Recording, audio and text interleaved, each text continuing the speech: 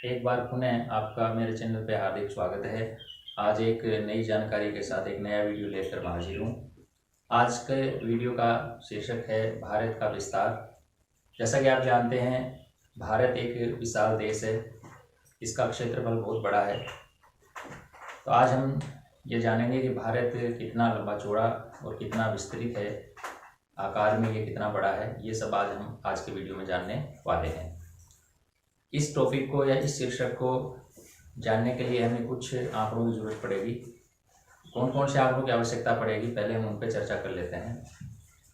सबसे पहले हमें भारत की लंबाई का आंकड़ा याद रखना है। इसके अलावा दूसरा जो आंकड़ा याद करना है वो है इसकी चौड़ाई। तीसरा आंकड़ा जो याद हमें करना है वो है क्षेत्रफल। इसके अलावा इसका अक्षांशीय विस्तार का एक आंकड़ा याद रखना हमें। इसके अलावा एक आंकड़ा हमें इसके देशांतरीय विस्तार का याद रखना है। मुख्यतया ये 5 आंकड़े हमें याद करने हैं, क्योंकि सारी चीजें केवल समझ करके याद नहीं की जाती। आंकड़े से संबंधित जो जीके होता है उसे हमें रटकर भी याद करना पड़ता है। हालांकि धीरे धीरे ये समझ में विकसित हो जाती है, तो ये चीज़ें फिर याद भी रहने लग जाती है। तो सबसे पहले इन 5 आंकड़ों की व्यवस्था को कर लेनी चाहिए। उसके बाद मानचित्र में इन आंकड़ों को हम दर्शा पाएंगे और ये जान पाएंगे कि आंकड़े किस प्रकार से है। सबसे पहले हम पढ़ रहे हैं लंबाई। जब भारत का मानचित्र आप देखते हैं तो ये अनुमान लगाने में आप सक्षम हो जाते हैं कि भारत की लंबाई है वो कौन सी दिशा से कौन सी दिशा में है। लंबाई से अभिप्राय मेरा मतलब यहाँ पर है कि इसकी जो दूरी है वो कौन सी दिशा से कौन सी दिशा में ज़्यादा है और कौन सी दिशा से कौन सी दिशा में कम है। तो जब हम नक्शे को देखते हैं तो हमें अपने आप अनुमान लग जाता है कि भारत है वो खड़ा है, अर्थात उत्तर से दक्षिण दिशा में ये लंबा है और पूर्व से पश्चिम में ये चौड़ा है। और ये अनुमान हमारा बिल्कुल सही है। भारत की जो लंबाई है वो उत्तर से दक्षिण है, उत्तर से दक्षिण यानी यहां से यहां तक है। जब आप मानचित्र में इस चीज को प्रदर्शित करेंगे तो जैसा कि मैंने आपको बताया, भूगोल एक ऐसा विषय है जिसमें आप पूरी पृथ्वी का अध्ययन करते हैं और पूरी पृथ्वी का वास्तविक अध्ययन कर पाना हमारे लिए संभव नहीं हो पाता, इसलिए हम मानचित्रों की सहायता लेते हैं। इसलिए मैं आपको सलाह देना चाहूंगा कि जब भी आप भूगोल का कोई भी टॉपिक पढ़ें तो मानचित्र जरूर आप साथ में लेकर बैठें। चाहे आप राजस्थान का अध्ययन कर रहे हैं, भारत का कर रहे हैं या संसार का कर रहे हैं। और ज़्यादा बेहतर ये रहेगा कि यदि आप मानचित्र स्वयं अपने हाथों से बनाते हैं, भले ही वो कैसा भी बने, रेखा चित्र आप अपने हाथों से बनाते हैं तो ज़्यादा बेहतर रहता है। आप प्रयास करते हैं तो आप एक अच्छा रेखा चित्र तैयार कर सकते हैं। तो उत्तर से दक्षिण इसकी लंबाई है 3214 किलोमीटर। ये आंकड़ा 2, 4, 5 बार आप अपने रिवीजन में लेंगे तो निश्चित तौर पे आपको याद हो जाएगा। उसके बाद चौड़ाई की बात करते हैं तो ये तय हो गया कि इसकी चौड़ाई है वो पूर्व से पश्चिम में है। आप देख पा रहे होंगे कि इसकी लंबाई की तुलना में इसकी चौड़ाई वो थोड़ी कम नजर आ रही है आपको। तो ये तय हो गया कि इसकी चौड़ाई का जो आंकड़ा होगा वो इस आंकड़े से छोटा होगा और वो आंकड़ा है 2933 किलोमीटर। और ये जो चौड़ाई वाला आंकड़ा है ये यहां से इस प्रकार टेढ़ी रेखा खींचते हुए आपको दर्शाना है, इस तरह से। उसके बाद हम क्षेत्रफल की बात करते हैं। क्योंकि यदि आपको लंबाई चौड़ाई पता होती है तो आप सामान्य तौर पर किसी चतुर्भुज या अन्य किसी ज्यामितीय आकृति का क्षेत्रफल ज्ञात कर लेते हैं। लेकिन यहाँ पर एक देश की बात हो रही है तो इसकी सीमाएं हैं वो पूर्णतया सीधी नहीं है, टेढ़ी मेढ़ी है, इसलिए उस उत्तर से पूरा सटीक नहीं बैठ पाता क्षेत्रफल का आंकड़ा। तो हमें वो याद रखना चाहिए। इसके क्षेत्रफल का आंकड़ा है 32,87,263 वर्ग किलोमीटर। ये इसके क्षेत्रफल का आंकड़ा है। सामान्य प्रतियोगिता परीक्षाओं में अक्सर ये प्रश्न पूछ लिया जाता है कि भारत का क्षेत्रफल कितना है। यदि आप शॉर्ट में याद रखना चाहें तो 32.87 लाख वर्ग किलोमीटर में इसको आप याद रख सकते हैं। यहाँ पर इस आंकड़े के बारे में कुछ चीजें और भी मैं आपको बताऊंगा। यहाँ पर सबसे पहले हम जान लेते हैं कि इस क्षेत्रफल की दृष्टि से भारत की स्थिति विश्व में कैसी है। पहले हम पूरे भूमंडल की बात करते हैं, पूरी पृथ्वी की बात करते हैं। तो ये जो क्षेत्रफल आप देख पा रहे हैं, ये पूरी पृथ्वी का 0.57% है और केवल स्थल मंडल का ये 2.4 है।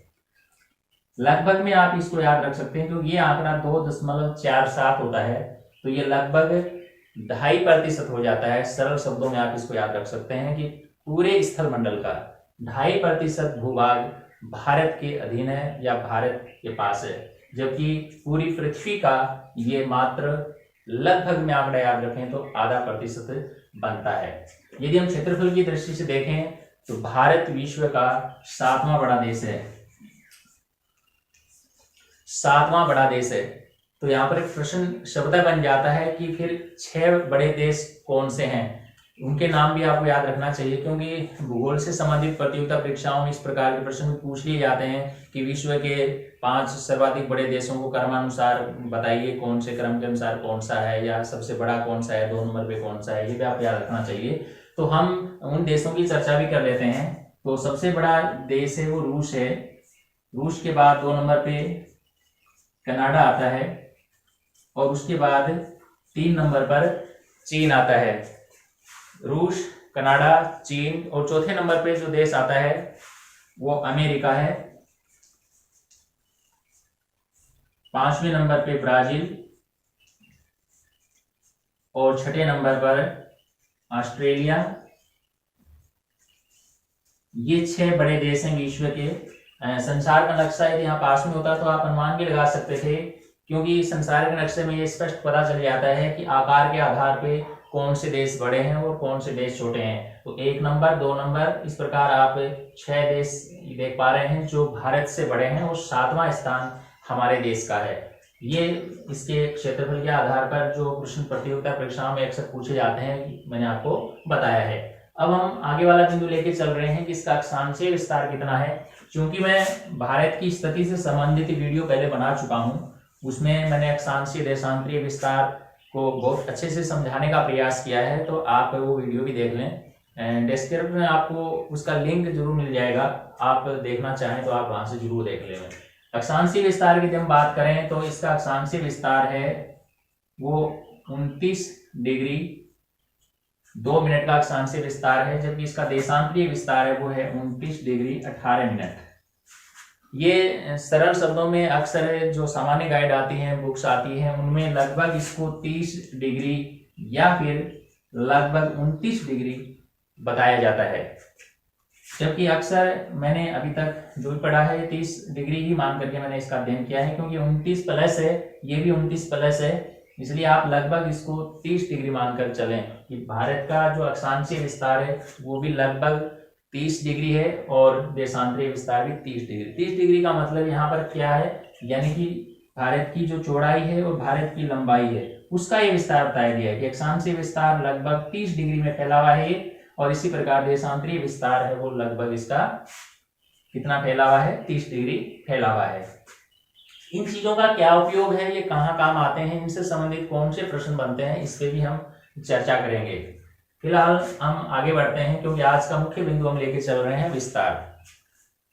यहाँ पर लंबाई और चौड़ाई दर्शा दी गई है, तो हमें ये दूरियां इनके पास लिख देनी चाहिए ताकि हमें समझ में आ जाए चीजें। ये 3214 किलोमीटर है और ये 2933 किलोमीटर है, ये हमने दर्शा दिया। क्षेत्रफल की आंकड़ा हम इसमें प्रदर्शित नहीं कर पाएंगे, तो ये हम छोड़ देते हैं। अब बात करते हैं अक्षांशीय विस्तार की। अक्षांशीय विस्तार भारत का मुख्य भूमि का यहाँ से शुरू हो जाता है, जो मैंने 29 डिग्री 2 मिनट बताया है वो यहाँ से लेकर यहाँ तक का है। जैसा कि आप जानते हैं, ये मान मैंने स्थिति वाला जो वीडियो बनाया है वो आप एक बार जरूर देख लें, बहुत ही उपयोगी वीडियो है, बहुत काम का है, आपको अन्य टॉपिक की तैयारी करने में वो बहुत सहायता करने वाला है। जबकि अंडमान निकोबार द्वीप में देखा जाए तो यहाँ से भारत की शुरुआत हो जाती है और यहाँ तक ये फैला हुआ। इसी प्रकार देशांतरीय विस्तार की बात करें तो वो यहाँ से लेकर यहाँ तक है। अब हम ये दूरियां दर्शा चुके हैं। अब इसका आंकड़ा 8 डिग्री 4 मिनट का है, इसका आंकड़ा 37 डिग्री 6 मिनट का है, और यहाँ की बात करें तो इसका आंकड़ा 6 डिग्री 4 मिनट का है।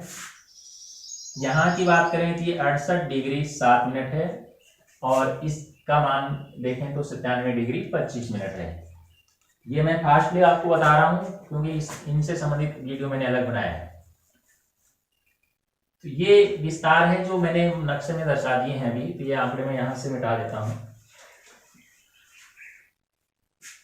ये हो गया लंबाई चौड़ाई, ये अक्षांशीय देशांतरीय इसका विस्तार हो गया। अब हम यहाँ पर 4 और ऐसी चीजें हैं जिनको हम जान लेते हैं। एक इसका उत्तरतम बिंदु यानी सबसे उत्तरी बिंदु, एक दक्षिणतम बिंदु, इसी प्रकार पूर्वतम बिंदु और पश्चिमतम बिंदु। यानी ये वो पॉइंट्स हैं जहां से भारत की चारों दिशाएं बनती हैं। उत्तरतम बिंदु का मतलब ये है कि उत्तर में वो कौन सा स्थान है, वो कौन सी जगह है जहां से भारत की शुरुआत होती है। तो उस जगह का नाम है यहाँ पर इंदिरा कोल। कोल का मतलब आप जानते होंगे दर्रा होता है, दर्रा, उसे अंग्रेजी में कोल कहते हैं। तो इंदिरा कोल नाम है। यहाँ पर प्रश्न इस रूप में बन जाता है, एक तो ये पूछ लिया जाता है कि भारत का उत्तरतम बिंदु कौन सा है, तो हमारा उत्तर आता है इंदिरा कोल। दूसरा प्रश्न ये बनता है कि इंदिरा कोल की अक्षांशीय स्थिति क्या है। तो इसे हमें अलग से रटने की आवश्यकता नहीं है। आप ये समझिए कि इंदिरा कोल क्या है। इंदिरा कोल भारत का उत्तरतम बिंदु है। तो आपको ये समझ जाना चाहिए कि भारत का जो उत्तरी अक्षांशीय विस्तार है, मान है, वो ही इसका आंसर होगा। यानी इंदिरा कोल की अक्षांशीय स्थिति 37 डिग्री 6 मिनट ही होगी। अब हम बात करते हैं दक्षिणतम बिंदु, यानी यहां पर कौन सा स्थान है जहां से भारत की शुरुआत होती है। तो यहां पर कन्याकुमारी है। स्टेट की बात करें तो ये तमिलनाडु में है, तमिलनाडु में है। और इसकी स्टेट की बात करें, ये बहुत ही इंपॉर्टेंट प्रश्न बन चुका है क्योंकि यहाँ कुछ अपडेट हुआ है। पहले ये पूरा एक ही स्टेट था जम्मू कश्मीर के नाम से, लेकिन अब यहाँ पर 2 केंद्र शासित प्रदेश बना दिए गए हैं। तो आप देख पाते होंगे कि यहाँ पे अब जम्मू एंड कश्मीर एक केंद्र शासित प्रदेश बन चुका है और इसे लद्दाख बना दिया गया है। तो आप देख पा रहे होंगे कि जब यहाँ पर जम्मू कश्मीर है तो फिर यहाँ क्या बचा, लद्दाख बचा। इसका मतलब इंदिरा कोल कहाँ पर है, लद्दाख में है। इसी प्रकार के नए प्रश्न नई प्रतियोगिता परीक्षाओं में पूछे जाते हैं। तो ये लद्दाख में हो गया जो केंद्र शासित प्रदेश है, और कन्याकुमारी हो गया तमिलनाडु में। अब यहाँ पर भी वैसा ही प्रश्न बनता है कि कन्याकुमारी का अक्षांशीय मान कितना है। तो आप यहाँ बता सकते हैं 8 डिग्री 4 मिनट। ये भारत की मुख्य भूमि की शुरुआत है।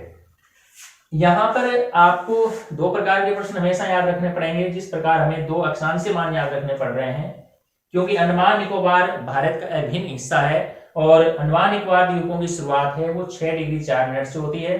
तो वैसे देखा जाए तो भारत का दक्षिणतम बिंदु यहां होना चाहिए, न कि यहां होना चाहिए। तो ये प्रश्न की प्रकृति पर निर्भर करेगा कि प्रश्न कैसा है। प्रश्न में ये पूछा गया है कि भारत की मुख्य भूमि ये शब्द यदि आता है तो फिर ये मान याद रखना है, ये जगह याद रखनी है। लेकिन सीधा पूछा जाता है कि भारत का दक्षिणतम बिंदु कौन सा है, और वहां पर यदि इस नाम का ऑप्शन दिया हुआ है, इंदिरा पॉइंट नाम का यदि ऑप्शन दिया हुआ है तो फिर वो सही होगा, इंदिरा पॉइंट।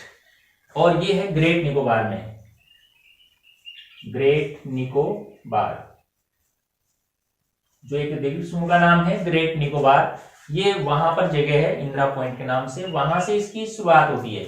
और इसका यदि अक्षांशीय मान आपसे पूछा जाता है तो फिर आप क्या बताएंगे, 6 डिग्री 4 मिनट। और पूर्ण में बताना है तो ये 6 डिग्री 43 मिनट होता है। तो ये दक्षिणतम बिंदु है, ये समझने की चीज है। इसी प्रकार के प्रश्न हमें संदेह में डाल देते हैं परीक्षा में, और हम अपने हिसाब से सही करके आते हैं लेकिन वो गलत हो जाते हैं। अब हम बात करते हैं पूर्वोत्तर बिंदु की, यानी कि पूर्व में इसकी शुरुआत कहाँ से होती है। यदि आप नक्शे की थोड़ी बहुत जानकारी रखते हैं तो आप समझ गए होंगे कि यहाँ पर कौन सा स्टेट है।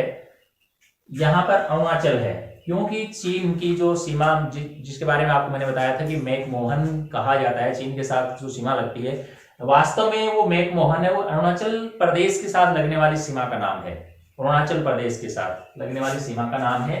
तो अरुणाचल प्रदेश में एक जगह का नाम है कीबिथु, वो भारत का पूर्वोत्तम बिंदु है। पूर्वोत्तम बिंदु है और ये अरुणाचल प्रदेश में है। अरुणाचल प्रदेश, ये याद रखें, अरुणाचल प्रदेश में है। अब यहाँ पर भी एक प्रश्न बन जाता है कि V2 जो कि भारत का पूर्वोत्तम बिंदु है, तो उसका बताइए यहाँ पे क्या आएगा, अक्षांशीय मान आएगा, देशांतरीय मान? बिल्कुल सही सोचा है, यहाँ पे देशांतरीय मान आना चाहिए 97 डिग्री 25 मिनट, जहाँ पे भारत समाप्त माना जाएगा, क्योंकि शुरुआत हम इधर से मानते हैं। दूसरा प्रश्न इंपोर्टेंट बनता है कि भारत में सर्वप्रथम सूर्योदय कहाँ होता है, तो आपको पता होना चाहिए कि पृथ्वी अपनी जो घूर्णन गति है वो पश्चिम से पूर्व में करती है।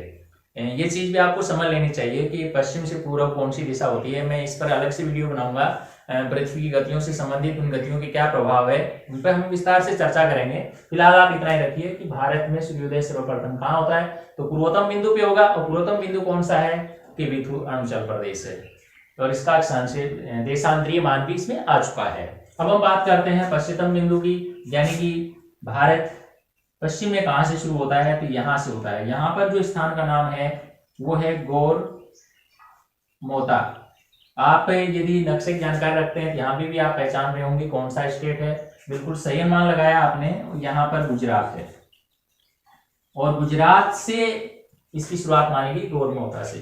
यहाँ पर भी ये प्रश्न बनेगा कि गौर मोता का संबंध किससे है, या गौर मोता का देशांतरीय मान कितना है, तो 68 डिग्री 7 मिनट इसका देशांतरीय मान है। इसके अलावा यहाँ प्रश्न बनता है कि भारत में सबसे बाद में सूर्योदय कहाँ होता है, या सबसे बाद में कहाँ दिखता है सूर्य, या फिर इसके विपरीत प्रश्न बन जाता है कि भारत में सबसे बाद में सूर्यास्त कहाँ होता है। तो यहाँ पे दोनों चीजें हैं, पहले उदय होगा तो वहां पर अस्त भी पहले होगा, और उदय बाद में होगा तो अस्त भी बाद में होगा। जैसे यहाँ पर सूर्योदय पहले होता है तो निश्चित तौर पे यहाँ पर अस्त भी पहले हो जाता है। तो ये चीज यहाँ देखने को भी आपको मिलेगी कि यहाँ पर सबसे बाद में सूर्य दिखता है और देरी तक रहेगा, इसका समय आगे चलेगी। इस पे भी हम चर्चा करेंगे। तो ये हो गए इसके चारों पॉइंट।